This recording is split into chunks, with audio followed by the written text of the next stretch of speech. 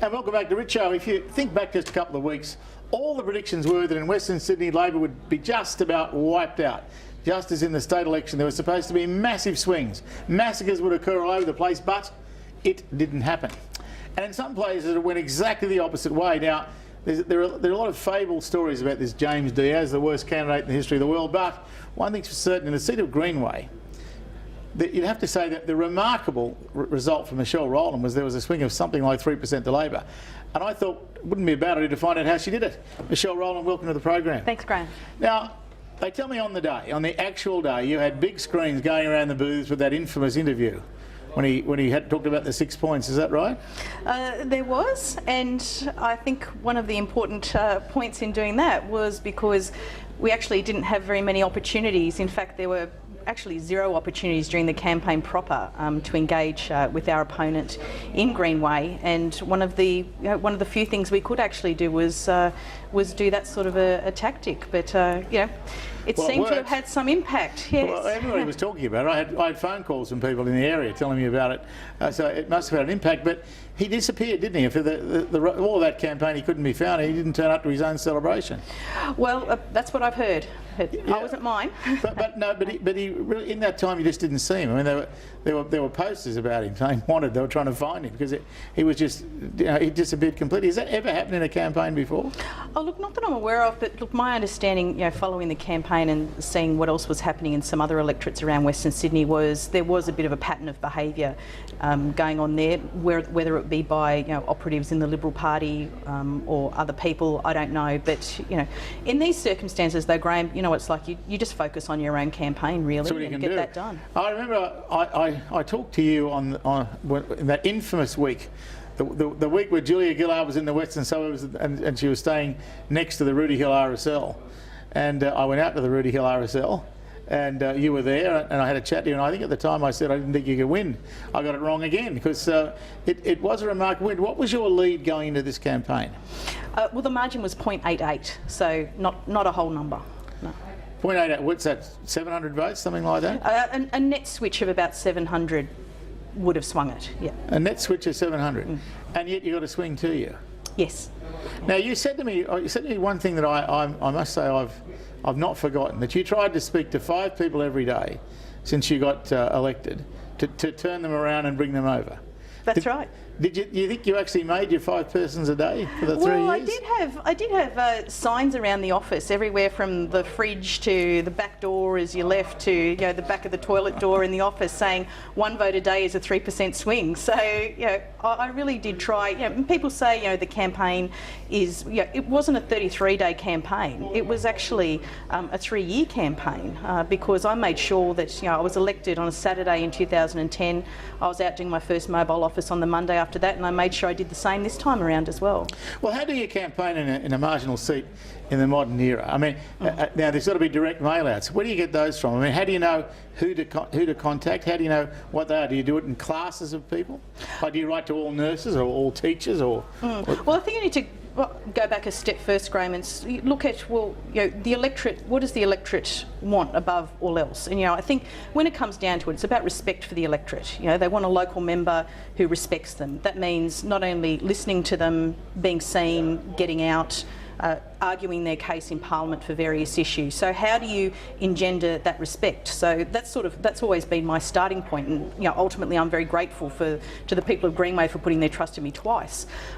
But the way I've tried to do it is look at ways to engage with different people. Now, it's a very diverse electorate, and I know we talk about Western Sydney a lot as though it's some homogenous place and it's all the same. It's not, I must just say to the viewers that, because as far as I can recall, I mean, you've got rock solid Labor areas where the incomes are low, but you've also got the McMansion areas where the incomes are pretty high. But not only that, but also a real diversity of cultures as well, a growing subcontinent population, as well as some more established, shall we say, classes of migrants, a very large Maltese population in the Pendle Hill area, for example, and also Indian population in the Toongabbie area, or Indian subcontinent, Tamils, Bangladeshi, and within India itself, there's different people from different parts of India, everyone from the Punjab to people from Gujarat and so forth. So really diverse populations, and also one of the youngest electorates in the country as well. And being able to engage with people in different ways is difficult. It's really not a one size fits all. And I always have thought about how do I engage with particularly these people who are moving in the northern part of the electorate or these new housing areas. And Graham, it was really only after I had a baby early last year, and it was really only after that I realised. How'd you find time for that? It's a good question, maybe for another time. But I came to realise that trying to engage with these people is difficult because they're just trying to get through each day. Particularly if you're a new parent, it is actually the most difficult job in the world.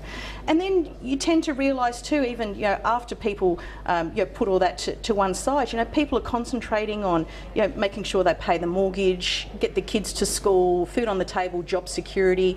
So politics for them, or the notion of politicians, really doesn't feature on their radar very much. So you've really got to become a real person. And lo and behold, shouldn't that be what a good local member it is? Well, you so imagine. that's what I've really tried to do. I know it's not totally relevant to what we're saying, but here you are doing all of those things. I'm just trying to imagine Clive Palmer doing all of those things for the electorate of Fairfax, going to the school prize night and all of it. I can't see it happening. I'm sure the electorate will enjoy it. I'm sure he will too. Yeah, well, I hope you're right. Now, I'd have to ask you though, I mean, the reason why Labor was in some trouble, here you are talking about the issues that people talk about, it was Anthony Albanese has been saying around the kitchen table. And it always seemed to me that we were moving away from them. One point that both the candidates for leadership in the Labor Party have made, which I actually made on this program to Jenny Macklin at the time, was that I always joined the Labor Party on the basis that you wanted to make sure that the people who needed a leg up in Australia could get one. And there are plenty of people who don't have necessarily the IQ, the initiative or whatever, for a whole range of circumstances, just don't quite make it. And I always thought we had to do the right thing by them. I thought our decisions on things like single parents benefits were appalling. They just weren't what Labor was about. How do you feel as a backbencher when things like that get handed down from on high to you? It's difficult because a lot of the time, as you say, these decisions have been made.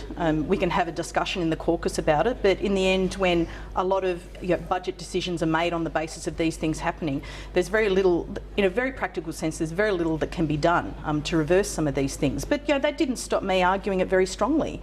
I mightn't have been going on national television arguing it, but I was certainly bashing on doors, and I was certainly listening and taking calls from a lot of people who are very upset by this decision, like people who are justifiably saying, look, I work hard, I'm doing my best, I'm a good parent, and I'm being punished. And I think Labor, one of the important tasks for Labor is really to get back to those policy principles, as you say, like base things on policies, not on polls, and not necessarily on, ultimately that was about delivering a budget surplus, which we all know didn't happen. Didn't happen. So and that decision doesn't look like it's going to be reversed by the Liberals, but that won't stop me from arguing that it should be as well. Yeah, well, more power to your arm. I honestly do believe that.